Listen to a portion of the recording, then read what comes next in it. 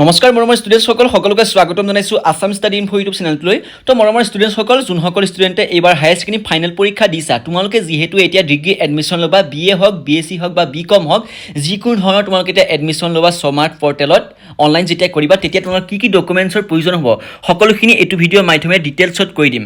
ঠিক আছে মৰমৰ ষ্টুডেণ্টসকল, তোমালোকে ডকুমেণ্টছখিনি কোনখিনি লাগিব, তোমালোকে এইখিনি ডকুমেণ্টছ কিন্তু ভালদৰে লৈ যাব লাগিব। যদি নাথাকা তোমালোকে অনলাইনটো কৰিব নোৱাৰিবা।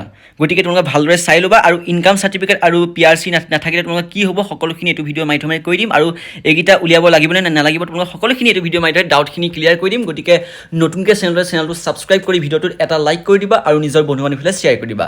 তো মৰমৰ ষ্টুডেণ্টসকল, তো আমাৰ এটা হোৱাটছআপ চেনেল আছে, তোমালোকে সকলোৱে জানা চাগে আৰু বহুতে নাজানা। তো ডেছক্ৰিপশ্যনতে লিংক আছে, তোমালোকে জইন হৈ ল'বা। তো এতিয়া তোমালোকে ভালদৰে ডকুমেণ্টছকেইটা লিখি লোৱা, মই তোমালোক সকলোখিনি কৈ দিছোঁ। নিজৰ বহীত লিখি লোৱা, নহ'লে স্ক্ৰীনশ্বট মাৰি লৈ ল'বা। প্ৰথম তোমালোকে যেতিয়া স্মাৰ্ট পৰ্টেলত এডমিশ্যনটো ল'বলৈ যাবা তেতিয়া তোমালোকে প্ৰথমতে লাগিব পাছপৰ্ট চাইজ ফটো। এইটো সকলোৱে জানা যে তোমালোকে ফটোটো কম্পালচৰি। তোমালোকে মানুহটো যাবা, যেতিয়া অনলাইনটো কৰিব যাবা মানুহটো যাবা, তেতিয়া কম্পিউটাৰ দোকানত এইটো নিজেই তোমালোকে মাৰি দিব। তাৰপিছতে ছিগনেচাৰটো তোমালোকে তাতে গৈ মাৰি ল'ব পাৰিবা, বহীত তেনেকৈ লিখিব লাগিব। তাৰপিছতে সিহঁতে ফটো উলিয়াই ফটো মাৰি স্মাৰ্ট পৰ্টেলত এডমিশ্যন ল'ব, তেতিয়া তোমালোকে আপলোড দিব।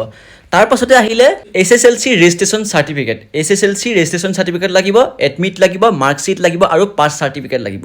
তো বহুতো ষ্টুডেণ্টে কি কৰিবা, এতিয়া ভিডিঅ'টো স্কিপ কৰিবা। তোমালোকে ভিডিঅ'টো স্কিপ নকৰিবা, তোমালোকক মই কিছুমান গুৰুত্বপূৰ্ণ কথা ক'ম।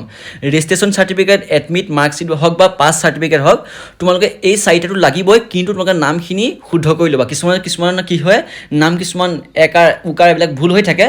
কিছুমানৰ যেনে ধৰি লোৱা মাধুৰী, আইটো তোমালোকে থাকি যায়, কিছুমানে ডাবুলি লিখে। তো তোমালোকে কিছুমান বহুত ধৰণৰ ভুল থাকে, তো তোমালোকে শুদ্ধ কৰি ল'বা। ঠিক আছে, তো নামটো তোমালোকে ভালদৰে চাই ল'বা। তো এতিয়াই শুদ্ধ কৰি ল'বা, যেতিয়া স্মাৰ্ট পৰ্টেলত তোমালোকে এডমিশ্যন ল'বা তেতিয়া তোমালোকে পাছলৈ প্ৰব্লেমো হ'ব পাৰে। গতিকে এতিয়াই তোমালোকে শুদ্ধ কৰি লোৱাটো অত্যন্ত গুৰুত্বপূৰ্ণ। তাৰপাছতে আহিলে HS higher secondary registration certificate, admit, marksheet আৰু পাছ চাৰ্টিফিকেট। এই চাৰিটা বস্তু লাগিব হায়াৰ ছেকেণ্ডেৰী আৰু মেট্ৰিকৰ। এই চাৰিটা বস্তু তোমালোকে ল'বা আৰু শুদ্ধ কৰি ল'বা যদি নাম তোমালোকে ভুল হৈ আছে। ঠিক আছে, তোমালোকে এইকেইটা কথা বুজি পালা। এইবাৰ আহিলে মেইন বস্তুটো বেংক পাছবুক। যদি তোমালোকে বেংক পাছবুক নাই, অৰ্থাৎ যদি তোমালোকে একাউণ্ট নাই, তেনেহ'লে তোমালোকে বেংক একাউণ্ট এটা খুলি ল'বা।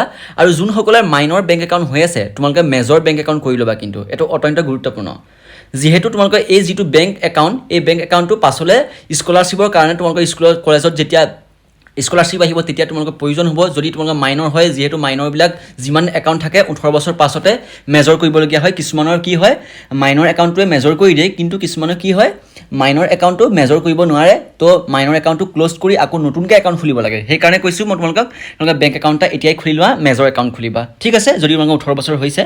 তাৰপাছতে আহিলে এতিয়া কাষ্ট চাৰ্টিফিকেট যদি তোমালোকৰ নাই, তেনেহ'লে কাষ্ট চাৰ্টিফিকেটটো উলিয়াই ল'বা। কাষ্ট চাৰ্টিফিকেটটো অত্যন্ত গুৰুত্বপূৰ্ণ, কিয়নো সকলো কাষ্টৰ কাৰণে পইচা যিটো ফিজ, এডমিশ্যন ফিজ, সেইটো এক্সট্ৰা হয়।